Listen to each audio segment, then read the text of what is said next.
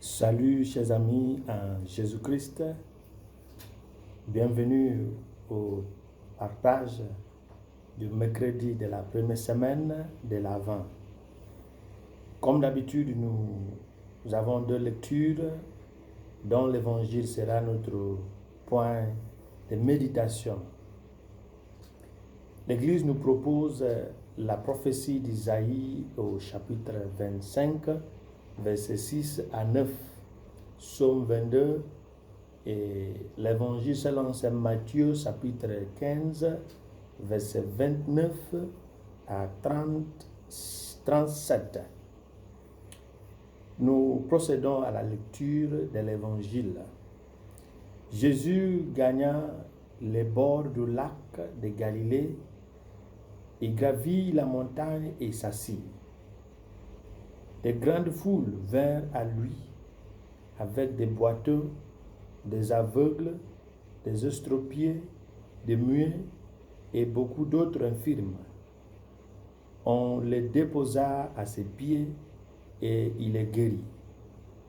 Alors la foule était dans l'admiration en voyant des muets parler, des estropiés guérir, les boiteux marcher, des aveugles retrouver la vue, et y rendirent gloire à Dieu d'Israël.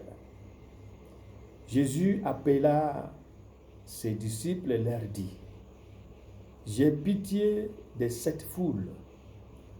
Depuis 3 jours déjà, ils sont avec moi et n'ont rien à manger. Je ne veux pas les renvoyer à jeûne. Ils pourraient défaillir en route. Les disciples lui disent: où trouverons-nous dans un désert assez de pain pour qu'une telle foule mange à sa faim? Jésus leur répondit: combien de pains avez-vous? Ils dirent: 7 et quelques petits poissons. Alors il ordonna à la foule de s'asseoir par terre. Il prit les 7 pains et les poissons, il rendit grâce, les remplit et il les donna aux disciples et les disciples aux foules. Tous mangèrent à leur faim et des morceaux qui restaient, on ramassa 7 corbeilles pleines. Nous méditons autour du thème la réponse de Dieu aux besoins physiques et économiques des hommes. Dieu qui se révèle est un mouvement continu vers l'humanité pour une rencontre transformationnelle. Dieu a établi un lieu, si vous voulez, un point ou un carrefour de rendez-vous en son Fils Jésus-Christ. Prêt à faire l'œuvre de son Père, Jésus se positionne toujours là où le peuple pourra l'accéder. Jésus se porte accessible afin de nous révéler la volonté de son Père. Et cette volonté de son Père qui constitue l'annonce de son royaume dans son inauguration et le retour de l'homme vers le Père à travers l'enseignement de la parole. La parole annoncée vient de la parole lui-même qui est le Verbe. Pour comprendre la parole annoncée, il faut comprendre et accueillir la personne de la parole vivante.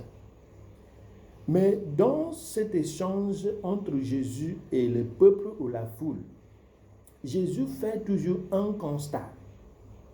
Un constat qui explique quelque chose de fondamental. Jésus fait un constat et dans son constat,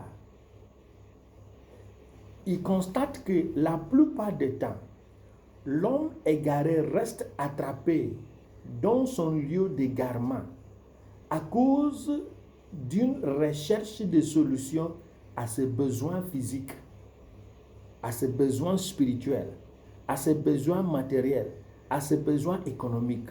On veut en voulant chercher une solution à sa manière, il s'égare. Et en s'égarant et en continuant à chercher la même solution, il reste attrapé. Cela explique pourquoi Jésus fait une combinaison de miracles et de prédications, afin d'augmenter ou de fortifier la foi de ses auditeurs. Dans l'évangile du jour, Jésus passe de l'activité de guérison, qui est une réponse aux besoins physiques et spirituels, au miracle de multiplication des pains pour répondre aux besoins économiques de la foule. En lien avec la première lecture, selon la prophétie d'Isaïe, qui parle d'un festin qui sera organisé par Dieu sur la montagne. En lien avec cette lecture, Jésus annonce la proximité du festin messianique, dont l'Eucharistie et l'anticipation.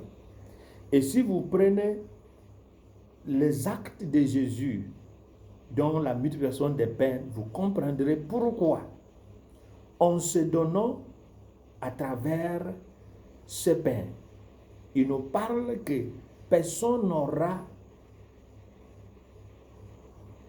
la satisfaction de sa faim sans passer par lui. Parce que en multipliant ce pain, Jésus se donne.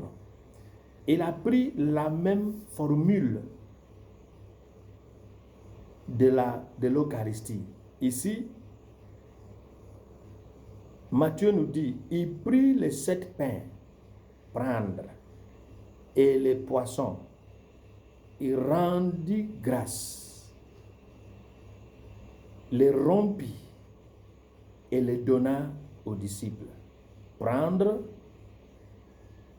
rendre grâce, rompre et donner.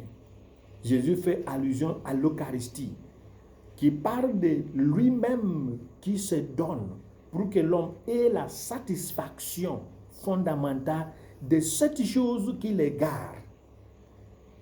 Il n'est pas simplement une multiplication pour satisfaire la faim physique. C'est pour dire que Jésus, c'est la satisfaction de toutes les faims de l'être humain. Et une fois que nous arrivons à comprendre, c'est lui qui met fin à nos fins. Notre égarement cessera. Et ce miracle de multiplication et de restauration de la foule nous enseigne que la koinonia ou la communion est un signe de la présence de Jésus qui fait de tous les participants membres d'une seule famille ayant le droit de partage au même festin. Et Jésus est au cœur de cette communion d'amour.